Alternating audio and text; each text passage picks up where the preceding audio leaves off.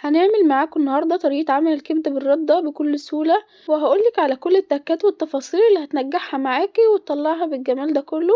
وطبعا اللي لسه مشتركش في القناة يشترك عشان يوصلك كل جديد من فيديوهاتنا. يلا نبدأ بالطريقة على طول. اول حاجة هنعملها هي تتبيلة الكبدة. هنحتاج كوباية من مية البصل ومعلقة من الثوم المفروم، وهنضيف عليهم الملح والكمون والفلفل والكزبرة والشطة. طبعا الشطة دي اختياري، اللي مش حابب يحطها ما يحطهاش. وهنقلبها كده كويس لغاية لما التوابل كده والملح يدوبوا، وبعد كده هننزل بالكبدة وهنقلبها كده في قلب التتبيلة. وبكده الكبدة بقت جاهزة معانا. تعالوا بقى نعمل الخطوة التانية. هنجيب طبق وهنحط كده في كوباية من الردة، وهنضيف عليه 3 معالق من الدقيق. طبعا الدقيق دي شيء اساسي اصلا في الوصفة.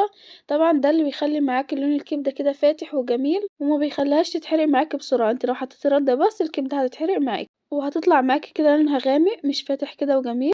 وهنجيب الكبدة كده وهننزل فيها كده بالردة والدقيق وهنقلبها كده كويس، وهنعمل الكمية اللي معانا كلها بالشكل ده كده. هنكون محضرين كده طاسة فيها زيت سخن، اهم حاجة زيت سخن عشان انت لو نزلت الكبدة والزيت لسه ما سخنش الكبدة هتشرب معاك كمية زيت كبيرة، ولما تيجي تاكليها كده هتحسي ان طعمها مش حلو خالص. فدي خطوة مهمة، لازم تنزلي الكبدة كده زي ما قلتلك على زيت سخن. وبعد كده لما تتحمر من تحت هنقلبها بالشكل ده كده، وبكده اتحمرت معانا.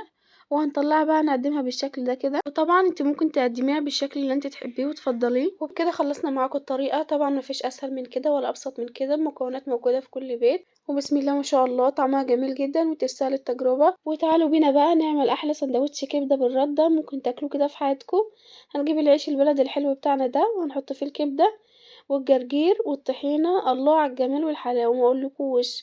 وبألف هنا ليكوا. طبعا لو عجبتكم الطريقة ما تنسوش تشتركوا في القناة، واشوفكم في فيديو جديد ان شاء الله.